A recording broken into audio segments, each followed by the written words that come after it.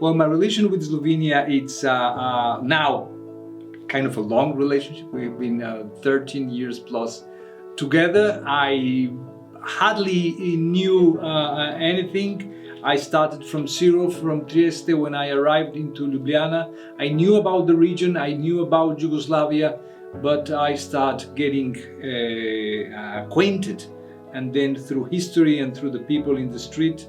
So I went through a good relationship from the beginning, but with little information, to now having, I would say, a deeper understanding of the historical, socio-historical processes and the people's intricacies, cultural intricacies. And I hope that this will just continue evolving and continue getting deeper.